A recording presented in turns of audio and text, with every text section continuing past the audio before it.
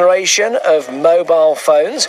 A charge on the mobile phone spectrum will mean higher bills for everyone. We have no alternative but to pass this on to consumers. This is a direct tax on our business, so of which we cannot absorb any further tax. And unfortunately, that will be passed on to the consumers as a line item on the bill, a Guernsey spectrum tax. GST in many respects. That's what the boss of Shaw says. We'll get reaction from the Commerce and Employment Minister live in the studio shortly. Commerce and Employment, who are proposing the charge, say it's only fair that the operator pays. Good morning from me, Jim Cathcart.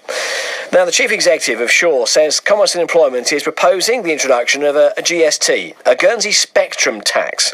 The proposals are for a 2% charge on turnover of the local telecoms companies. We have no alternative but to pass this on to consumers. This is a direct tax on our business, so of which we cannot absorb any further tax. And unfortunately, that will be passed on to the consumers as a line item on the bill, a Guernsey spectrum tax. GST in many respects. Not going to be a popular man introducing any kind of GST in Guernsey. This is a consumption-based tax that is unfounded and not required. The only justification that I see in this is that this is an opportunity to earn more taxable revenue. That's Eddie Saints, Chief Executive of Shaw. Chief Executive of JT, John Stairs, is urging deputies to reject these plans. We are still hoping that the deputies will not vote for this. If deputies do vote for it, then in some fashion or another, what I can say to you is that JT will need to find a way to recover this extra through what we charge our customers. Exactly how that appears in terms of tariff, in terms of bills, in terms of handsets, in terms of call charges, we've yet to make a final decision on. But what I can say is that this simply isn't a charge which we can absorb. Well, the man who wants a charge on the spectrum is the Commerce and Employment Minister, Deputy Kevin Stewart. Morning, Jim. The operators say it's going to mean higher bills for customers. Why are you forcing this tax on people? Well, it's not a tax. And that is exactly where Eddie Saints has gone wrong at the first hurdle. It's not a tax. The spectrum is property. It's owned by the taxpayers of Guernsey. It's a property right.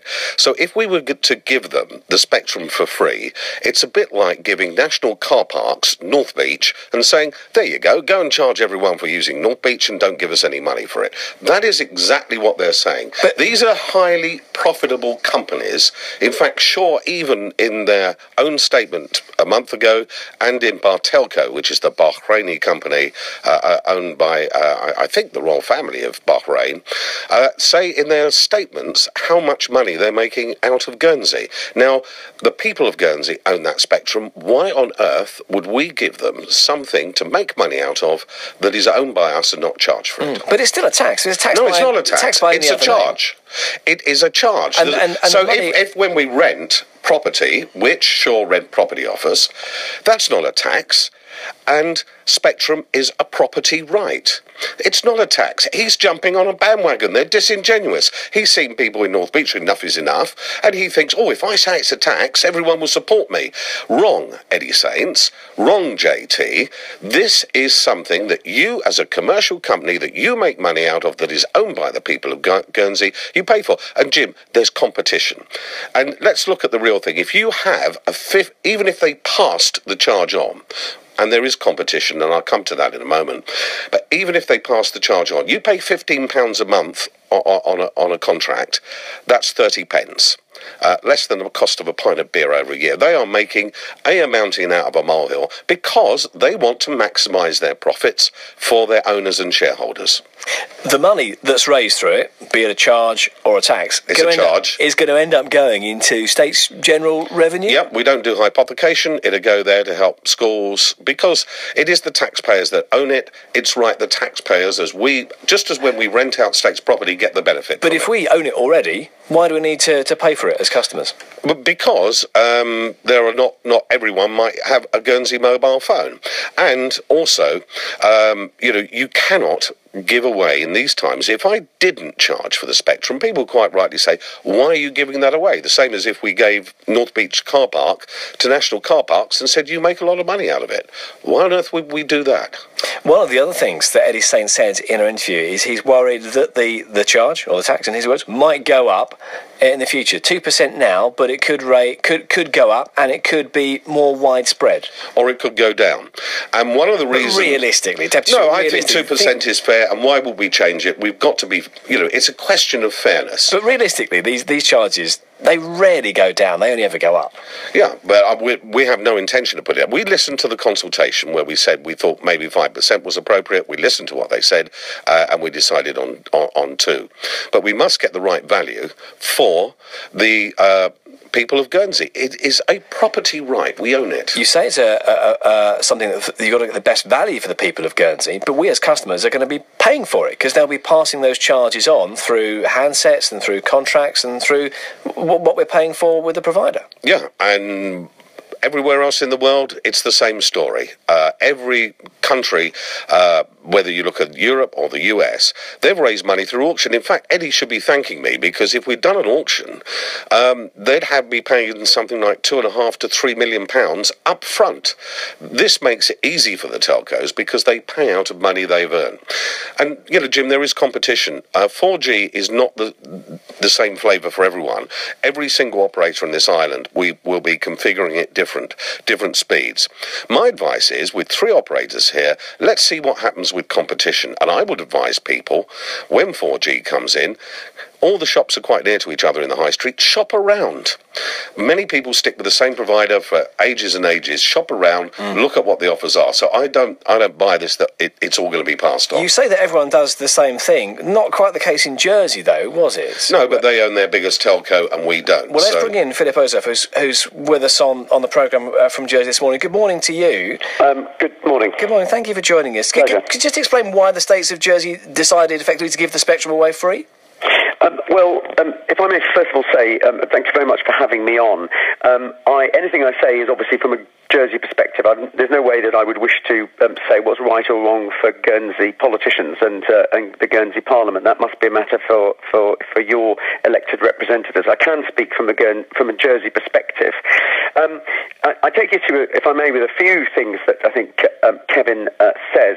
Yes, we do own Jersey Telecom, but that is run as a completely arm's length entity. I've actually switched roles as being a shareholder for JT to now being in charge, like Kevin is in charge of the regulation. And I think both of us are wanting to ensure that the Channel Islands, and certainly we are pursuing this extremely vigorously in Jersey, we want to develop a digital tech sector to our economy. And one of the most important features of that tech and future economy, which is tech and digital, is going to change everything, the way that we work. It's changing your Radio Guernsey studios. It's changing the way your news output's working. You're able to go and do interviews with iPads, whether or not you're collecting on a wireless system, and almost the way that you're getting signals and data in ever increasingly faster ways, which 4G, of course, is much, much faster than 3G, is almost not known by the user. So if you're going to impose a tax, and frankly, I think it's very easy for us politicians to say, well, a tax isn't a tax or a charge or whatever. Frankly, I take a pretty simplistic view of the world. If it quacks and it waddles, it's a duck. And I think if you're imposing a charge on businesses don't pay tax. This is a tax, but it's a tax that will fall inevitably on the people that are either the shareholders or either the consumers or the staff. I just want to bring Deputy Stewart back in because the microphone was closed and he just yelled across the studio at me.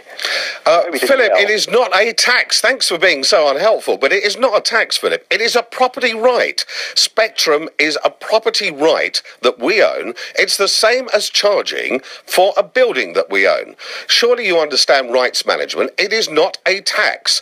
And as a shareholder of JT, it's in your best interest for us to not charge this to maximise your profits. And you can say it at arm's length, but frankly, Philip, I don't believe you.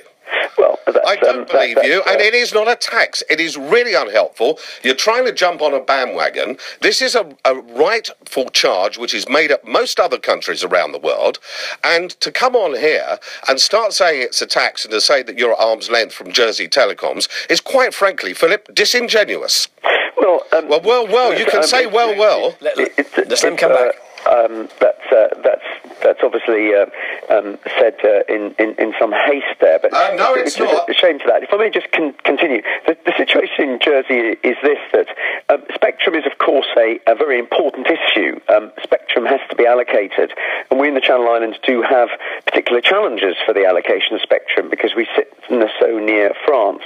But there are lots of other users of spectrum. Our police force use them, our radio stations use them, and I'm wanting to make sure that we have very good cooperation with Guernsey, the authorities in Guernsey in relation to the allocation of spectrum. Well, I think the real differences between Jersey and Guernsey is that, and I know again this is something that's not popular, and again it is obviously a matter for Guernsey people to decide, but we won't be imposing this, and I'm sorry if I'm not using the right language, but I read the papers last night and I concluded that it had all the attributes of being effectively a retail sales tax in the way that it works. Call it a charge if that doesn't cause difficulties with Kevin. But that's how it actually works. Okay. We in Jersey have something called, of course, GST, which is a value-added tax or general sales tax, which has very important subtle differences in the way that it is actually collected and the way that it is paid for. Input-output tax means that you are taxing the uplift in profit and that you're charging the final consumer. And so at every point, what the companies are, there's a bigger administrative burden to do it, but you're actually charging the actual end consumer. And the problem with turnover taxes is when you're wanting to ask the businesses to collect it up front, as I understand, is in the event of that business, Kevin quite rightly said, and I agree with him on this, that we need a competitive mobile phone market. We need to get those phone companies to be working together, sharing masts, making economies and efficiencies on infrastructure, and delivering the best possible services to their customers across the Channel Islands. Because of course we're dealing with exactly the same. And ultimately, this is what it. But the other thing is, I'm going to have to interrupt you there. Sorry, because we are running close to time. And I suppose the point, if I may, the point that I want to try and get to, and very briefly, if you can give me a very brief answer on this, is what's the benefit to the consumer of you not charging in Jersey? Well, we've already got GST. We've already got GST, which is an input-output tax, which does not discriminate against one sector, in other words, mobile. This is not about discrimination at all. This is about charging for a property right. This is done in every other country in the world. Up to Jersey, what they do, they've got GST, they can do what they like, they own JT. What we are doing is what every other country in the world that I can think of charge for a property right. We own the spectrum. It's only right that the people, the wider public of Guernsey, have the benefit of that. And the whole quantum of this is so small. Are we going to have a choice? This is talking about 4G here, but actually there's going to come... All of our phones are increasing in the technology and they can do more and more. If we want to keep up to speed with the game, we're going to have to go out and get 4G phones so we can do everything. So is there a way out for people who don't want to upgrade to a 4G phone, for example? Well, I would upgrade to a 4G phone anyway, but you see more and more Wi-Fi, more and more people using voice over the internet like Skype. So, for example, any Skype calls you wouldn't pay anything on that. But we are talking about 2%. So on a £15 contract, that is 30 pence a month.